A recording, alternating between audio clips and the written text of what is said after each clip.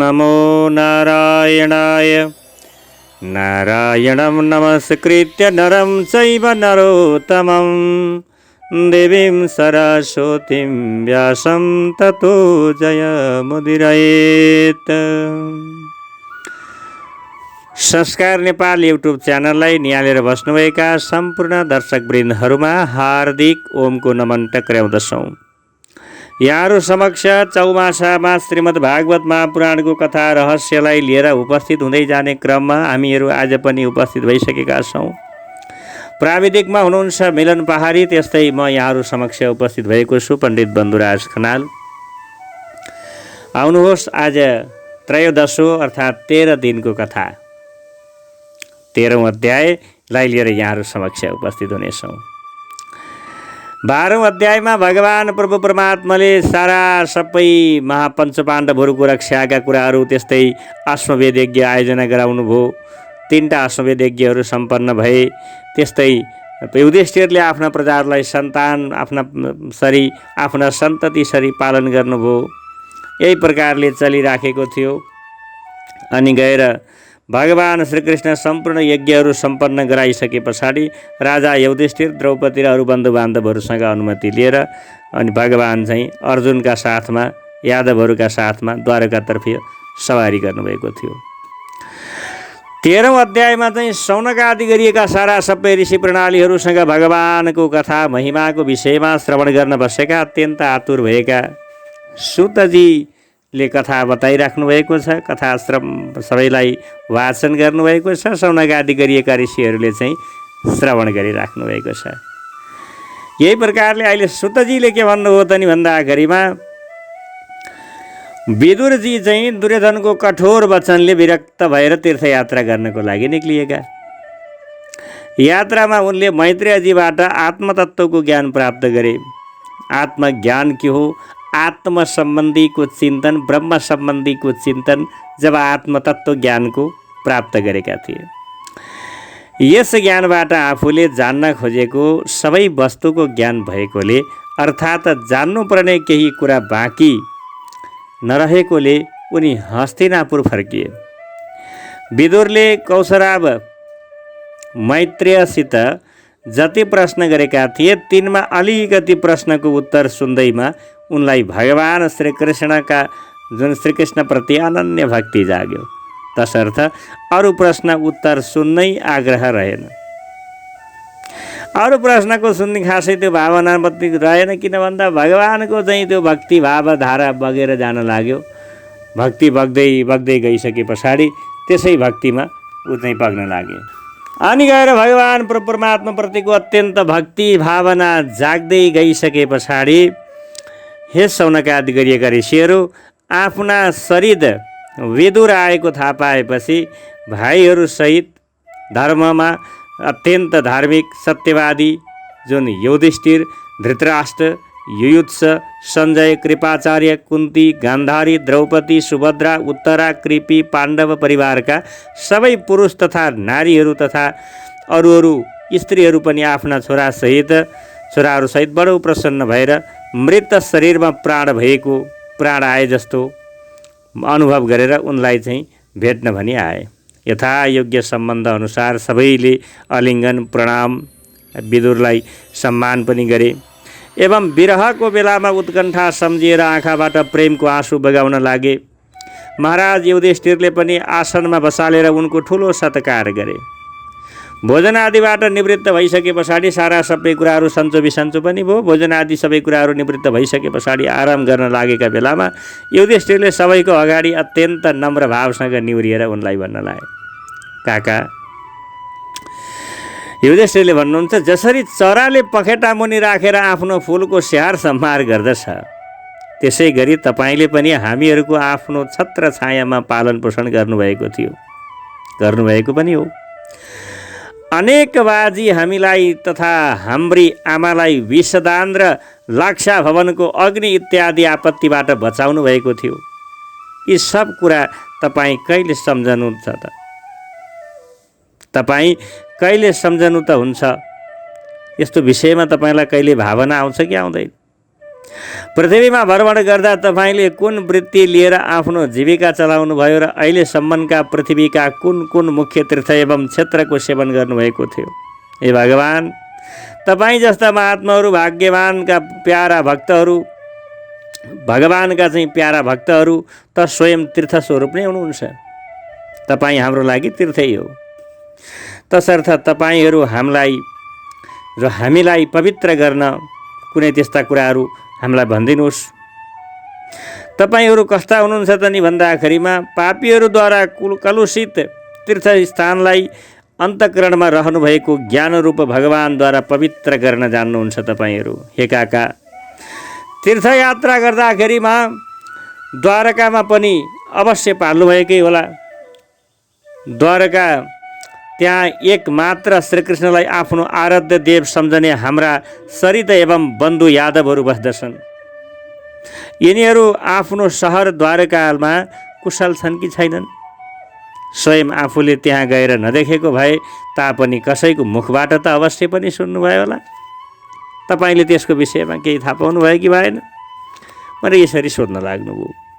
धर्मराजले यस्तै प्रकारले विभिन्न कुराहरू प्रश्न गर्दै गर्दै जाँदाखेरि म तीर्थ एवं यदुवंशीहरूको सम्बन्धमा आफूले देखेको, सुनेको, अनुभव गरेको सबै कुराहरू क्रमैसँग भनिदिए। तर यदुवंशको विनाशको कुरा चाहिँ भनेनन्, किनकि उनको हृदय अत्यन्त दयालु थियो। पाण्डवहरू दुखित भएको देख्न सक्दैनथे। यसैले यो अप्रिय असह्य समाचार कुनै न कुनै दिन सबैले थाहा पाइहाल्नेछन् भन्ने विचार गरेर उहाँले त्यति बेला चाहिँ भन्नु भएन। देवता समानको सत्कार पाएका विदुर आफ्ना दाजु धृतराष्ट्रको मङ्गल कामना लिएर सबैको प्रसन्नताको निम्ति केही दिनसम्म आनन्दसँग हस्तिनापुरमै बस्नुभयो। विदुर साक्षात् यमराज थिए। माण्डव्य ऋषिको श्रापले यिनले विदुर भएर 100 वर्षसम्म शूद्र योनिमा रहँदा आर्यमाले चाहिँ यमराजको पदमा रहेर नियमअनुसार पापीहरूलाई दण्ड दिए। यता महाराज युधिष्ठिरले राज्य प्राप्त गरेका थिए र वंश परम्पराको रक्षा गर्ने नाति परीक्षितको मुखदेखि तथा लोकपाल समानको आफ्ना भाइहरूको साथमा अतुल सम्पत्तिले युक्त भइकन अत्यन्त आनन्दसँग समय बिताउन लागेका थिए। यही प्रकारले चल्दै चल्दै जाँदाखेरिमा भगवानका विभिन्न लीलाहरू श्रवण गर्ने, भगवानका प्रति भक्तिभाव जाग गएको विदुर चाहिँ साक्षात् जब यमराजकै स्वरूप हुनुहुन्थ्यो। यस्ता व्यक्तिले आफूले चाहिँ गृहस्थीमा आसक्त भएका, यसैको कामान धनमा रमाएका हुनाले हाम्रो जीवन मृत्युतिर जान लागेको छ भन्ने कुरा बिर्सेका पाण्डवहरूको आयु पत्तै नपाई बितिहालेको थियो। कसैले टार्न नसक्ने काम पनि आइहाल्यो। तर विदुरले भने यस विषयमा सावधान थिए।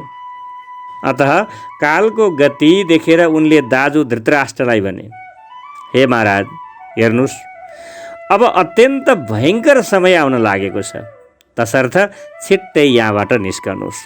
तपाईँ यहाँ बस्ने होइन। अब हे प्रभु, जसलाई टार्ने कहीँ केही उपाय नै छैन, त्यही प्रबल काल अहिले हामी सबैको अगाडि उपस्थित भएको छ।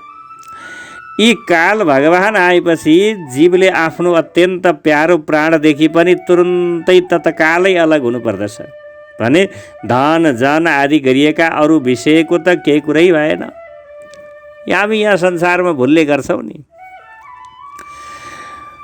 जन्मदेखि मरण पर्यन्त त्यो पैसो कमाउने भनेको छ, दौडेको छ। पढ्यो केलाई? पैसो कमाउन। जागिर खायो? पैसो कमाउन। व्यवसाय गर्यो? पैसो कमाउन। विदेश गयो? पैसो कमाउन। अर्कालाई ढाँट्यो? पैसो कमाउन। झगडा गर्यो? पैसो कमाउन। अर्कालाई रुवायो? पैसो कमाउन। कसैका बालबच्चाहरूकै वध गरे, कसैको परिवारकै वध गरे, कतिलाई के गरे? पैसै कमाउन। हामी त्यसैको लागि लागेका छौँ। तर त्यो चिज हामीले सधैँ लिएर बस्न पाइँदैन। किन भन्दा हाम्रो आफ्नै शरीर पनि जब काल आइसके पछाडि कसैको केही लाग्दैन। यही कुरा चाहिँ अहिले विदुरले धृतराष्ट्रलाई सम्झाउनु भयो। दाजु, अब यहाँ बसेर काम छैन। अब आपत्तिको बेला आउन लागेको छ, हामीलाई बडा अप्ठ्यारो छ भनेर यसरी सम्झाउनु भयो। यही प्रकारबाट सम्झाउँदै जानुभएको थियो। हेर्नुहोस्, तपाईँका पिता, भाइ, मित्र एवं छोरा यी सबै मरिसके। आफ्नो उमेर पनि ढल्किसक्यो र शरीर पनि वृद्ध अवस्थाले गर्दा गलिसक्यो। यति हुँदा पनि तपाईँले अर्काको घरको सेवा गरिरहनु भएको छ। अहो, प्राणीलाई बाँचिराख्न कस्तो प्रबल इच्छा हुँदो रहेछ। यसैले त भीमले दिएको टुक्रा खाएर घरको रेखदेख गर्ने कुकुरको जस्तो जीवन बिताइरहनु भएको छ तपाईँले। यस्तो कलो खाएर नबस्नुहोस् तपाईँ। हिजोका दिनमा तपाईँले यिनीहरूलाई नै मार्नको लागि सारा सबै दुर्योधन आदि गरिएका आफ्ना छोराहरूको साथ दिनुभएको थियो। आज सबै वंश नासिए, यिनीहरू चाहिँ बसेर फेरि खाएर बस्ने, यो त कुकुरको कलो खा जस्तो भयो, यहाँ नबसौँ भनेर यस्तो प्रकारले सम्झाउनु भयो। त्यति मात्रै कहाँ हो र। जसलाई तपाईँले आगोमा डढाउने प्रयत्न गर्नुभएको थियो, विष खुवाउने प्रयत्न गर्नुभएको थियो, सभाको बिचमा जसकी विवाहिता स्वास्नीको अपमान गर्नुभएको थियो र जसको धन राज्य खोसेर लिनुभएको थियो, अहिले उनैले दिएको अन्नले पालिएको प्राण राख्नुमा के गौरव छ तपाईँलाई? ल भन्नुहोस् त। यद्यपि तपाईँ यस्तो दिन एवं प्राण लोलुप भइराख्नु भएको छ तापनि बुढ्याइले खङ्गारिएको तपाईँको यो शरीर आफ्नो इच्छा नभए तापनि पुरानो लुगा झैँ छेड हुँदै गएको छ। एक दिन पुरानो कपडा खोलेर फाल्न पर्छ भने जस्तो तपाईँको शरीर पनि बुढो भएको छ, एक दिन जान्छ। जो मानिस विरक्त तथा मोहबन्धनदेखि रहित भएर अज्ञात रूपले जीवनलाई बिताई अर्थात् संसारको सम्बन्धीहरूसित छुट्टिएर कसैले थाहा नपाउने गरी वनमा रहेर आखिरमा केही प्रयोजन नभएको यस शरीरलाई त्याग्दछ, त्यसैलाई धीर पुरुष भन्नुपर्छ भनेर बडा अमृतबाणी तरिकाबाट धृतराष्ट्रलाई विदुरले सम्झाउनु भयो।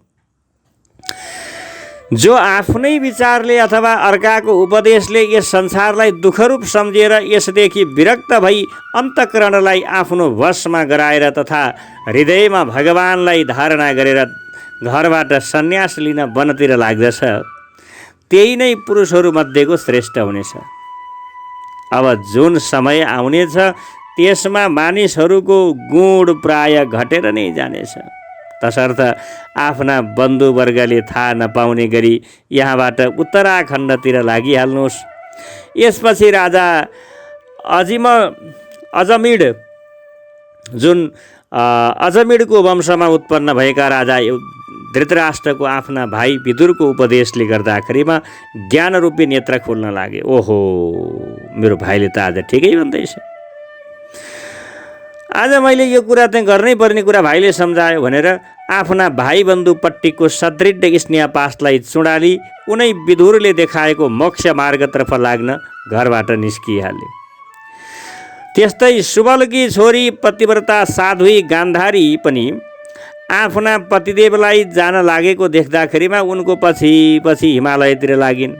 किन भन्दा अत्यन्त पतिव्रता रानी गान्धारी आफ्नो श्रीमानले आँखा देख्दैनन् भनेर श्रीमानले आँखा देख्ने भएपछि मैले किन संसार हेर्नु पर्यो, श्रीमानले नहेरेको संसार मैले किन हेर्ने भनेर आँखामा आँखा देख्दा देख्दैमा पनि श्रीमानले आँखा देख्दैनन् भनेर आफ्नो आँखा पट्टी बाँधेर बसेकी त्यति पतिव्रता नारी। ती नारी पनि चाहिँ सँगसँगै धृतराष्ट्रसँग पछि लाएर जान लाइन्। यही प्रकारले चाहिँ अगाडि बढ्दै जाँदाखेरिमा अनि त्यहाँबाट के हो त भन्दाखेरिमा जब कस्तो अवस्थामा भयो भने पतिदेवलाई जान लागेको देखि पछाडि पछि पछि हिमालयतिर जान लागिन्।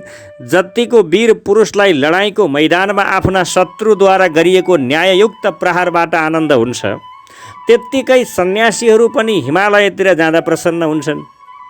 अजातशत्रु युधिष्ठिरले प्रातःकाल भए पछाडि सन्ध्यावन्दन एवं अग्निहोत्रको काम सिद्ध्याएर ब्राह्मणहरूलाई नमस्कार गरी उनलाई तिल, गाई, सुन एवं पृथ्वी दान दिए। त्यसपछि जब उनी काका काकीको दर्शन गरौँ भन्ने महलभित्र पसेका थिए त्यसबेला त धृतराष्ट्र आदिलाई देखेनन्, त्यहाँ त छैनन्। कहाँ गए खै, कहाँ जानुभयो भनेर बडा उसले चाहिँ खोज्नुभयो।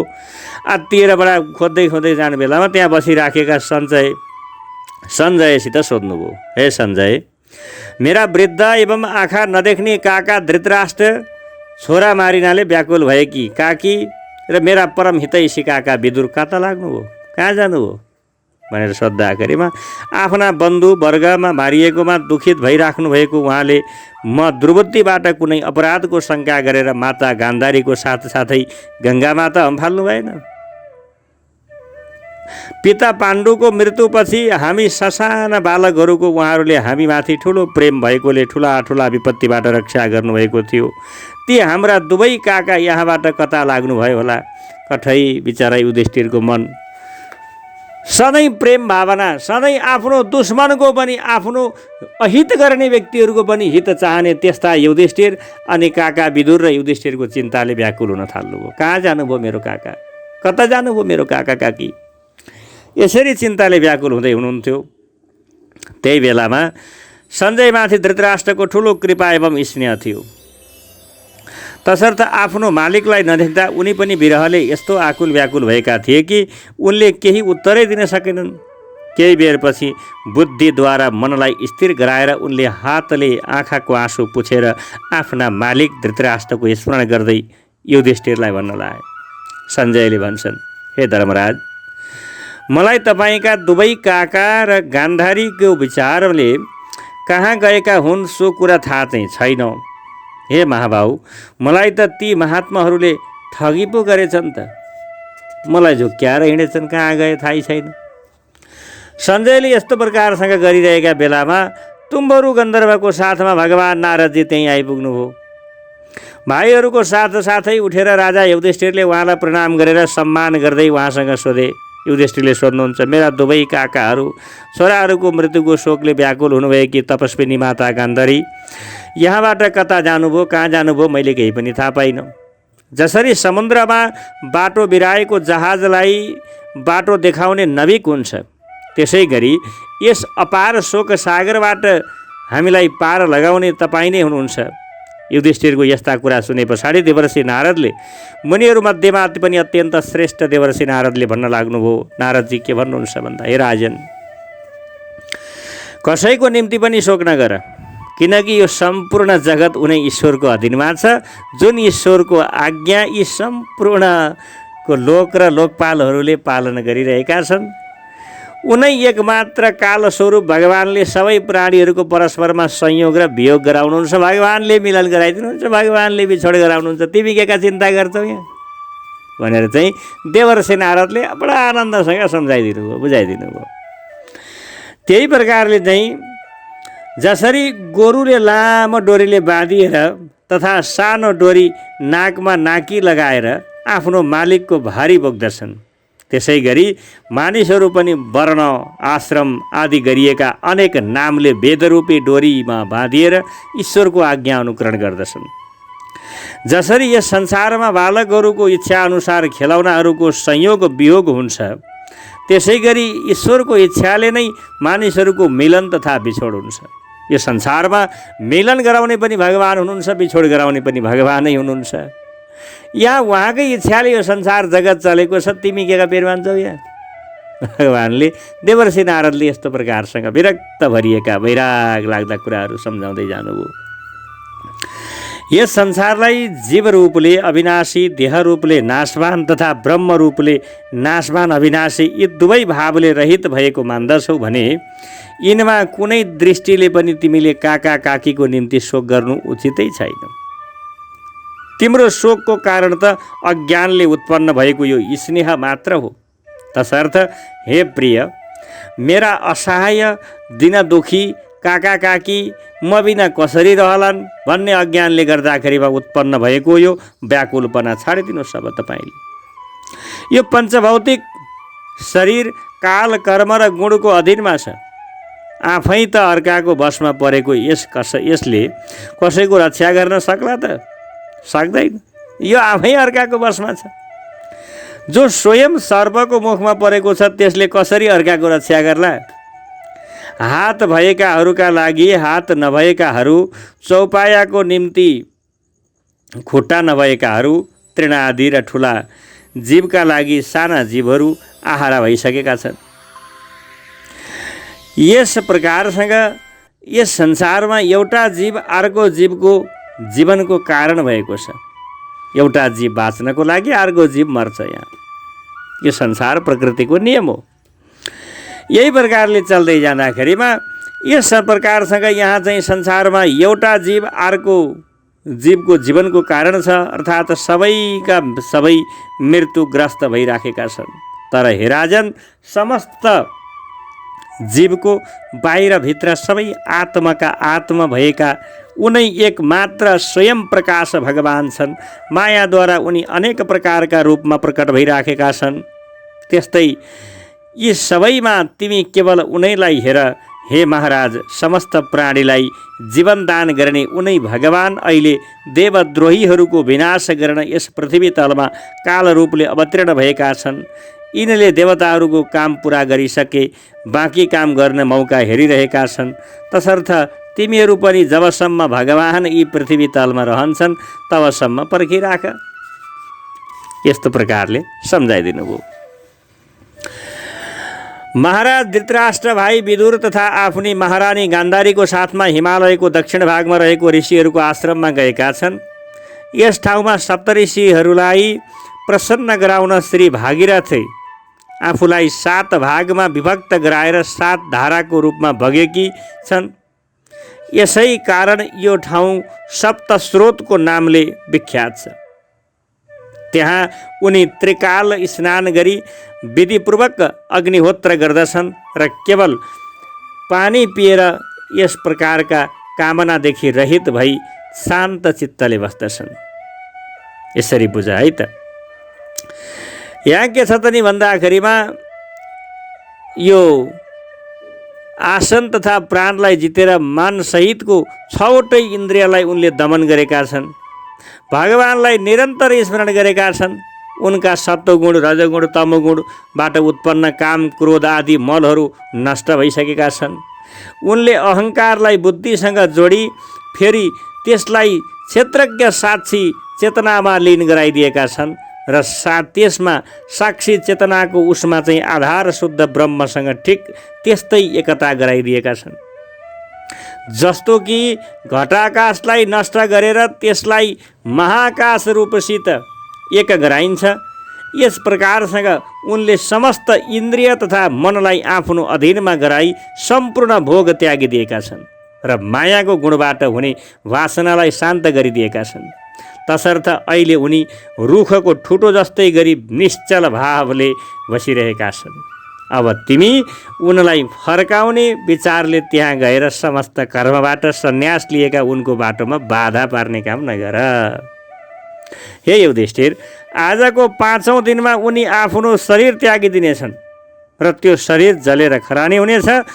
गार्हपत्य आदि अग्निद्वारा पर्णकुटीको साथसाथै आफ्नो पतिको शरीर डढ्न लागेको देख्दा बाहिर उभिएकी साध्वी गान्धारी पनि त्यही आगोमा प्रवेश गर्नेछिन्।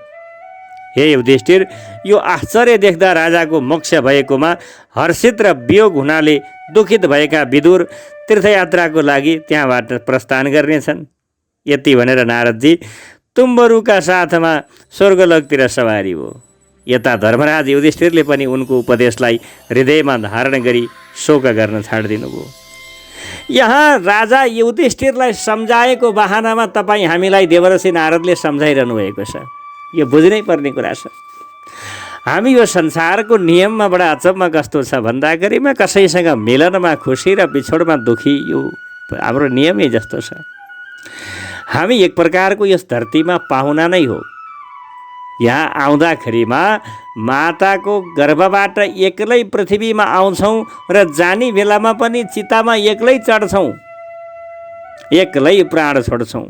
यस धरतीमा रहिन्जेलसम्म हामीलाई यस धरतीमा जीवनयापन गर्दाखेरिमा कति सम्बन्धीहरू हुन्छन्, कति छन् यहाँ सम्बन्ध।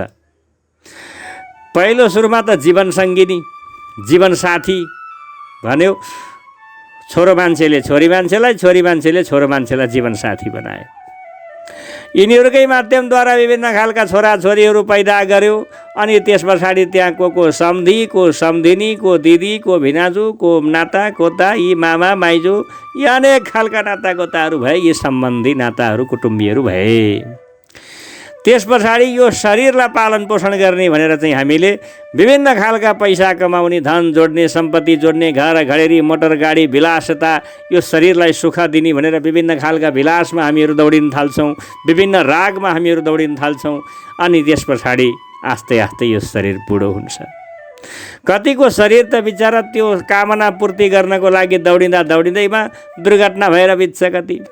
कति आफूले चाहेको कुरा पुरा गर्न नसके पछाडि तनावले, अहिले भन्छन् नि डिप्रेसन, फ्रस्ट्रेसन, त्यो प्रकारले अनि आत्महत्या गर्न थाल्छन्। कतिले शरीरलाई नदीमा हम्फालेर मर्छन्, कति झुन्डिएर मर्छन्, कति भिखाएर मर्छन्। यस्तै प्रकारबाट चाहिँ विभिन्न आत्महत्या नि गर्छन्। फेरि आफूले चाहेको कुरा नपुगेपछि म बर्बादै भएँ, म सकिएँ। कतिले धेरै चिन्ता भइसके पछाडि, तनाव भइसके पछाडि मनलाई सन्तुलन राख्न नसकेको कारणले आफ्नो शरीरलाई आत्महत्या गरेर मर्ने गर्छन्। भने यो संसारमा अहिले देवर्षि नारदले युधिष्ठिरलाई सम्झाएको जस्तै हामी यो संसारबाट अलग हुन सक्नु पर्यो। शरीर केही समयको लागि धारण गरेको एउटा साधन हो, तर यो शरीरभन्दा पनि अलग म भन्ने तत्त्व छ। त्यो म भन्ने तत्त्वलाई नै अहम ब्रह्मास्मि, ब्रह्मको पहिचान गर्न पर्यो। सत्यम परम धीमहि, सत्यको ध्यान गर्न पर्यो। सत्य हिजो जो छ आज त्यही छ, भोलि पनि त्यही हुनेछ। असत्य भनेको हिजो अर्कै थियो, आज अर्कै छ र भोलि अर्कै हुनेछ। दिनदिनै नासिनेछ जुन असत्य हो, जहिले पनि त्यही अवस्थामा रहन्छ, त्यो सत्य हो। हामी सत्यको ध्यान गरौँ। त्यही सत्य नै परम धीमहि, त्यही सत्य नै भगवान हो, त्यही सत्य नै ईश्वर हो, त्यही सत्य नै ब्रह्म हो।